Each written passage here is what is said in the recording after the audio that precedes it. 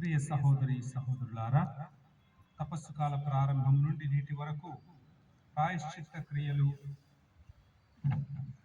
దాన ధర్మములు నిర్వహించి మన హృదయములను సిద్ధపరచుకుని ఉన్నాము. నేడు విశ్వ శ్రీ సభతో ఐక్యమై మన రక్షకుని పాస్కా పవిత్ర కార్యములైన క్రీస్తు శ్రమలు, మరణము, ఉత్థానమును ప్రకటించుటకు సమావేశమై ఉన్నాము. ఈ రక్షణ కార్యమును నెరవేర్చుటకు క్రీస్తు యెరూషలేములో ప్రవేశించెను.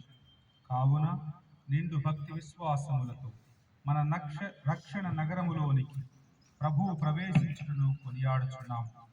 రక్షకుని అడుగు జాడలలో నడచుచు అతని అనుగ్రహంతో శ్రమలను పాల్పొంది ఉత్థానమందులో భాగస్థులు మగుదు.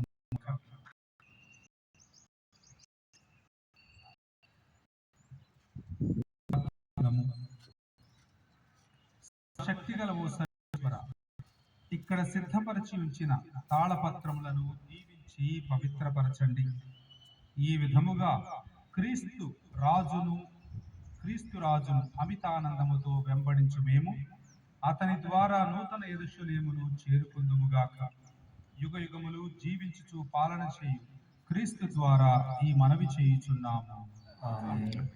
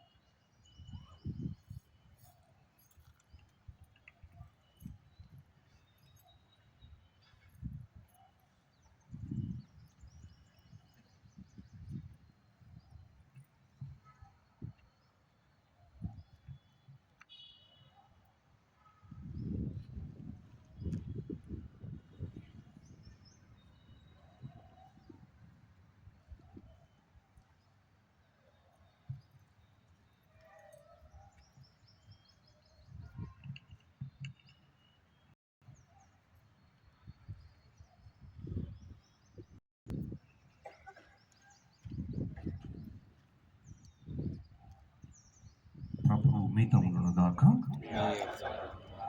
మత్తయి రాసిన శుభవార్తలోని భాగము. మహిమ కలుగును గాక.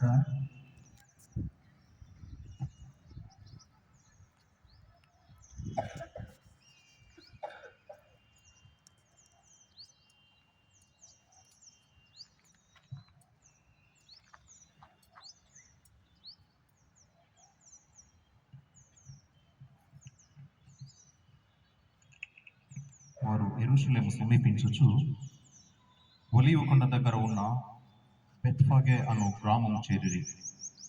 యేసు తన శిష్యులిద్దరిని పంపుచు వారితో ఇట్లు చెప్పాను, మీరు ఎదుటనున్న ఆ గ్రామముకు వెళ్ళుడు. వెళ్ళిన వెంటనే మీరు అచట కట్టివేయబడి ఉన్న ఒక గాడిదను దాని పిల్లను చూచెదరు. దానిని విప్పిన నా యుద్ధకు తోడుకుని రండు. ఎవడైనను మేము ఆక్షేపించిన ఎడల ప్రభువునకు దానితో పని ఉన్నది అని తెలుపుడు. వెంటనే అతడు వానిని తోలుకొని పోనిచ్చును. ప్రవక్త పలికిన వచనము నెరవేరినట్లు ఇది జరిగెను. ఇదిగో, మీ రాజు మీ యుద్ధకు వచ్చుచున్నాడు. అతడు వినమ్రుడు, గాడిదపై భారావాహనమగు దాని పిల్లపై ఎక్కి వచ్చుచున్నాడని సియోను కుమార్తెతో చెప్పుడు. కాబట్టి వెళ్ళి యేసు తమకు ఆజ్ఞాపించిన ప్రకారం చేసిరి.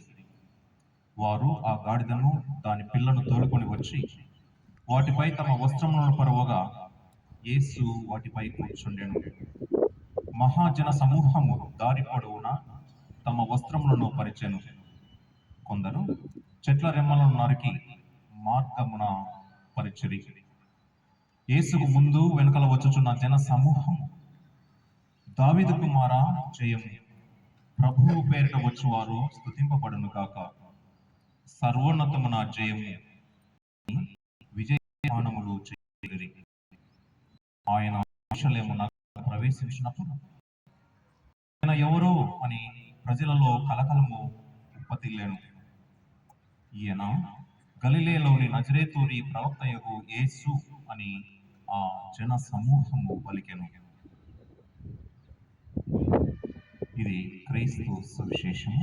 క్రీస్తు మీకు స్తుతి కలుగును గాక.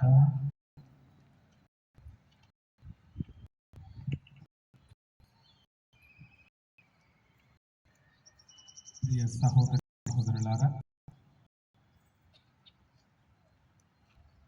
పుట్టినవాడు గిట్టక తప్పదు.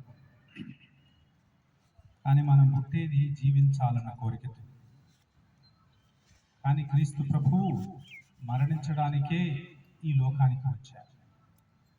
తన మరణము ద్వారా మనలను తిరిగి దేవుని వద్దకు, దేవుని బిడ్డలుగా మార్చడానికి ఈ లోకానికి వచ్చారు.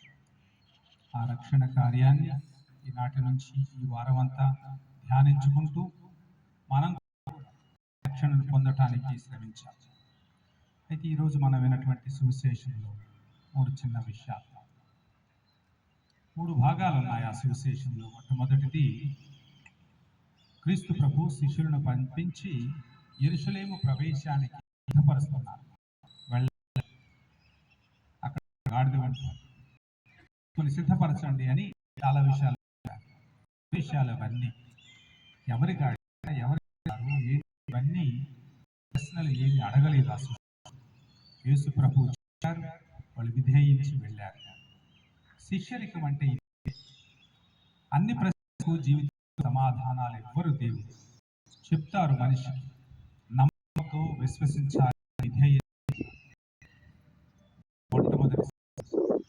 రెండవది ప్రదక్షిణ, ఊరేగింపు జరుగుతుంది. యేసు ప్రభువుని ఘనంగా స్వీకరిస్తారు. వీళ్ళు అనుకుంటున్నటువంటి రాజు కాదు, గుర్రాల మీద లేకపోతే విజయకేతంతో ప్రవేశించే రాజు కాదు. వీళ్ళ ఆలోచనలన్నిటికీ తారుమారు గాడిద మీద ప్రవేశిస్తున్నాడు. దేవుడు మనం అనుకున్నట్లు జీవితం, మన ఆలోచనలకు గీసే గీత మధ్యలో ఉండరు. ఆలోచనలు ఆయన విధానం, మనిషి ఆయన విధానాన్ని అలవాటు చేసుకోవాలి. దేవుని యొక్క ప్రణాళికలకు శిరసావహించడం నేర్చుకోవాలి. జీవితంలో మనం అనుకున్నట్లు రారు ప్రభు మన జీవితంలోనికి, ఆయన అనుకున్నట్లే వస్తుంది. ఆయన అంగీకరించడం నేర్చుకోవాలి. మూడవది, మొదటి భాగం ఆపరేషన్ అన్నమాట, రెండవ భాగం ప్రొసెషన్, నాలుగవది ప్రొక్లమేషన్. వాళ్ళందరూ ప్రకటించమని హోసాన్నా రాజుకు ఆహ్వానాన్ని పలికారు. ఇదే హోసాన్న వాళ్ళు రేపు క్రూసిఫై హిమ్, సిలువ వేయండి అంటారు. యొక్క ఆలోచన విధానం, ప్రవర్తన విధానం. ఒకరోజు హోసాన్న అంటారు, మరొక రోజు సిలువ వేయండి అంటారు. కష్టాలు వచ్చినప్పుడు, కన్నీళ్ళ వచ్చినప్పుడు కూడా ఒకే భావం, మనస్తత్వం కలిగి ఉండాలి. మనుషులు మారకూడదు. హోసాన్న అన్నవాళ్ళు సిలువ వేయండి అని వాళ్ళలాగా మనం మారకూడదు అని ఈనాటి పిలుపునిస్తుంది. ఈ సందేశాన్ని స్వీకరించి మంచి శిష్యులుగా యేసు ప్రభు శిలువకి వెళుతున్నారు.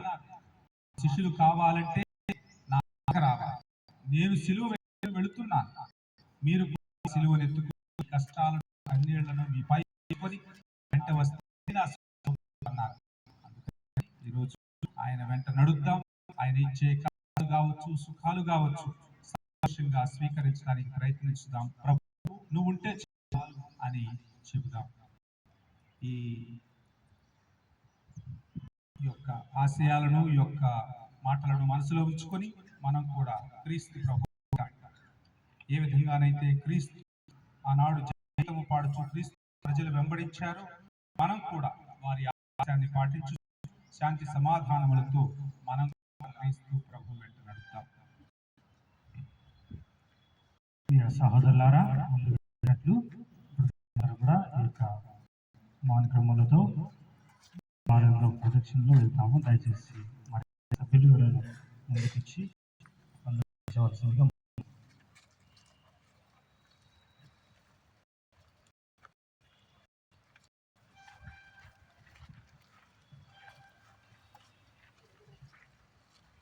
త్వరగా రండి.